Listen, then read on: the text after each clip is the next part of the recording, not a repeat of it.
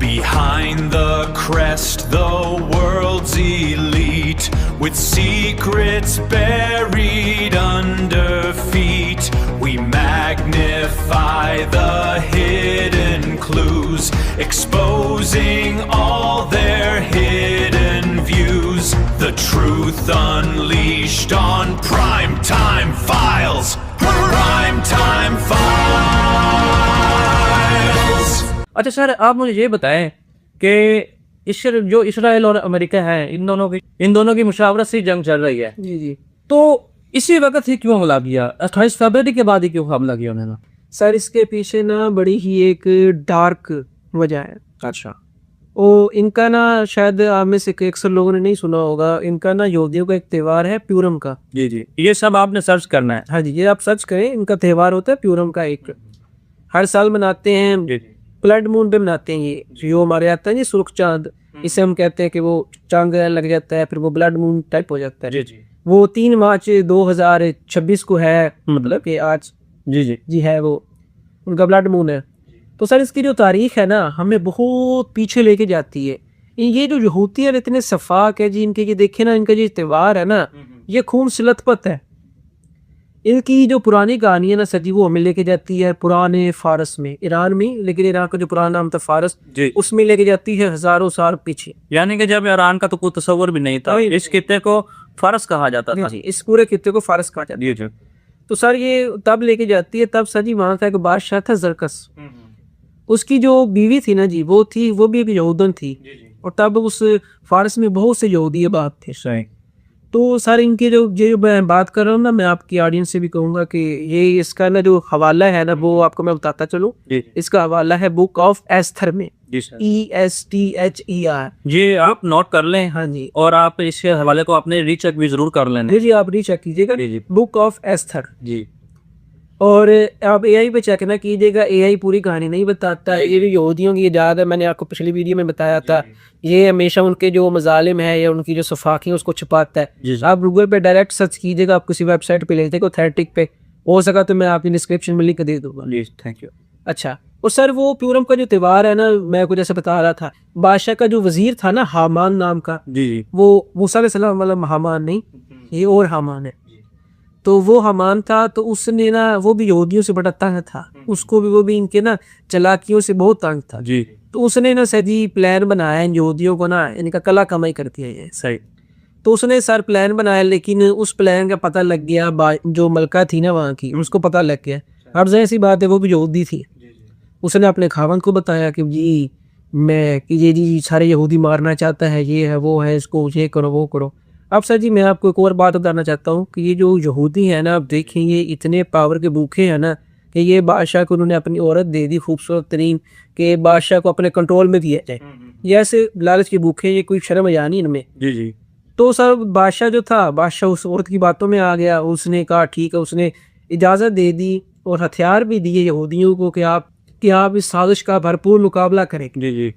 ऐसे देखें आप इनकी सफाकियत का इस तरीके से अंदाजा लगा सकते हैं कि कैसे उसने अपने यानी कि खावन को वर्गलाया, जो बादशाह था। जी बादशाह था। ठीक है, इतने बड़े बादशाह को एक इतने बड़े मुल्क के बादशाह को उसने वर्गलाया। हाँ जी। और उसने फिर बादशाह ने हथियार भी दे यहूदियों को कि जाओ इनका तुम सफाया कर दो। सर जी इनकी सफाकी मैं आपको बताता हूँ कि जो हामान था उसके 10 बेटे थे। इन यहूदियों ने, इन सफाकियों ने उस हामान के बेटों के गले हामान के सामने काटे। आखिर में जो हामान था उसका भी गला काट दिया। और सर जी उन्होंने इस इजाज़त की आड़ में ना 75,000 लोगों को मारा। 75,000। अब मुझे बताएंगे कि साजिश कर रहा था हामान, चलो हामान को मार दिया, चलो हमारे की समझ आ जाती, चलो जी साजिश कर रहा था, बदला ले लिया, उसको जी मार दिया। उसके बेटों को मारना नहीं बनता था। अब उसके बेटों को मारने के अलावा इन्होंने, अब हथियार मिल गए ना इनको, ये ऐसे सफा को और ना बड़े पत्थर दिल लोग हैं। जी जी बिल्कुल। इन्होंने हथियार उठाए और 75,000 फारसी जो लोग थे ना उस वक़्त के, उनका नामो निशान मिटा दिया, उनका माल जब्त कर लिया, उनको लूट लिया, उनकी ज़मीनों पर कब्जा कर लिया, उनकी औरतें हथियार ली। ऐसे जो कुछ सफाक थे, इन्होंने बच्चे भी नहीं छोड़े। अल्लाह। अच्छा, और तब सर जी फिर मज़े की बात आपको मैं ये बताना चाहता हूँ कि इन्होंने इसके बाद ऐसा किया कि अब देखें ना 75,000 लोग को मारने के बाद तौबा ताइब नहीं हुए, उसको अपना एक त्यौहार बना लिया। उसको अब उस त्यौहार पे हर ब्लड मून पे खुशी मनाते हैं। जी जी जी अब जब उन्होंने बच्चे मारे थे ना, वो तब 75,000 लोग मारे थे जब इन्होंने, तो इत्तेफाक से तब ब्लड मून था। तो इनका आप कैलेंडर भी सर्च करना, कबाला कैलेंडर है इनका। ये इनका जो कैलेंडर है ना, जैसे हमारा इस्लामी कैलेंडर होता है, इनका है कबाला कैलेंडर। जी जी उस पे ये ब्लड मून पे ना अपना प्यूरा मनाते हैं। सही से ठीक है, अब देख लें कि कैसे सफाक लोग सदी के 75,000 लोगों को मारने के बाद उस तौबा ताइब नहीं हुई, बल्कि उसका त्यौहार बनाया। अब हर साल हर ब्लड मून पे उसकी खुशी मनाते हैं, नाचते हैं, गाते हैं उस पे। और सर अब बात आ गई ये कि आखिर इसराइल ने इसी वक्त हमला क्यों किया। जी अब सर 3 मार्च 2026 को प्यूरम है इनका, जी जी और इसको एक तो इन्होंने इस प्यूरम को मनाने के लिए कि अभी भी ईरानियों को मारा, फारसियों को, जी जी वो अपनी याद ताज़ा की। और दूसरा सर जी, इसकी मैं आपको वजह ये बताता हूँ कि देखें, इनके जो राहब है ना, ये कहते हैं इन सब यहूदियों को, इनके राहबों ने ये तालीम दी है कि हर प्यूरम से पहले अगर आप अपने किसी बड़े दुश्मन को नहीं मारेंगे तो प्यूरम के फौरन बाद वो दुश्मन आप पर हावी हो जाएगा और आपको मार देगा। जी जी अब इन्होंने हड़बड़ी में ना ईरान पर हमला सिर्फ इसलिए किया, बगैर प्लानिंग के साथ इन्होंने हमला किया। सिर्फ इसलिए हमला किया कि प्यूरम से पहले अगर हम हमला करेंगे तो हम जीत जाएंगे, और प्यूरम के बाद अगर हमला नहीं करेंगे तो प्यूरम के बाद हम हार जाएंगे, हमारा दुश्मन हम पर हावी हो जाएगा। तो सर ये जो आपका सवाल था कि इसी वक्त हमला क्यों किया, तो उसका जवाब सर जी ये है, जो कि ना मीडिया पे आ रहा है ना कोई और बंदा बात कर रहा है। मैं तो हैरान हूँ कि सर लोग सर्च ही नहीं करते, फिर सिर्फ एक फीड की हुई बातें 4-5 वो करते आते हैं कि ये वजह है, ये वजह है, कि उसकी थोड़ी सी गहराई में नहीं जाते आप लोग। थोड़ा सा गहराई में जाया करें, सर्च किया करें। ये देखें ना, जैसे हमारी जो ऑडियंस है जेनजी से मैं मुखातिब होकर कह रहा हूँ कि देखिए ना आप, ये देखें इन्होंने जैसे कि मुसल्लत कर दी जंग इन पे, ठीक है। अब फीड्स भी वही चल रही हैं, बार बार न्यूज़ चैनल्स पे भी वही चीज़ आ रही है, ठीक है। लेकिन इसकी असल हकीकत आपको कोई नहीं बता रहा।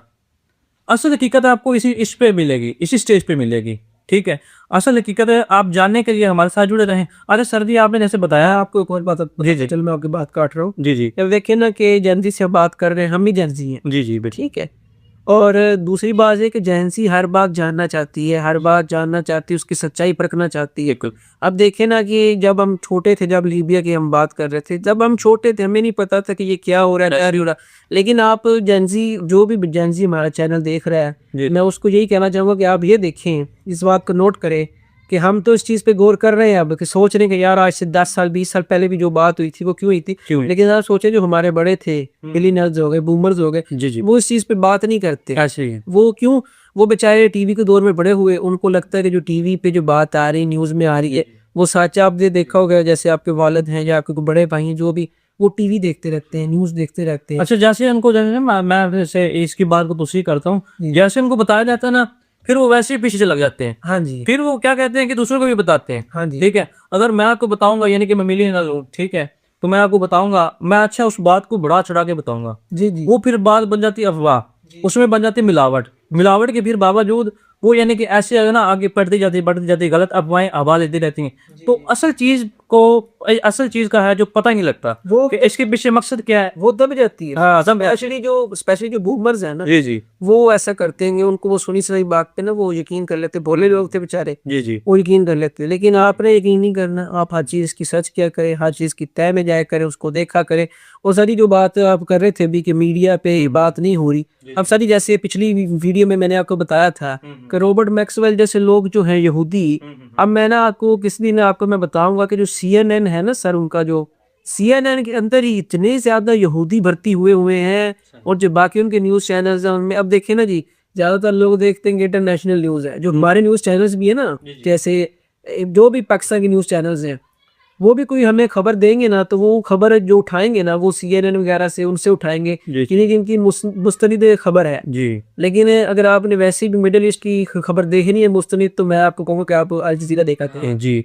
इन यहूदी चैनल्स में बजाय अल जज़ीरा देखा करें, उसकी खबर जो होती है वो ऑथेंटिक होती है। बिल्कुल ऐसा ही। हाँ जी। सुनो, वक्त आ गया है पर्दे हटाने का, आलमी बसात पे महरे चलाने का, ताकत के ऐवानों में गहरे साजिशों के जाल, झूठ का सुनहरी खोल मगर अंदर से खोखला हाल, हम लाएंगे सामने हर छुपी हुई हकीकत। प्राइम टाइम फाइल्स है सच्चाई की ये सूरत, प्राइम टाइम फाइल्स सच्चाई की सूरत, प्राइम टाइम फाइल्स हर हकीकत पे निकाब।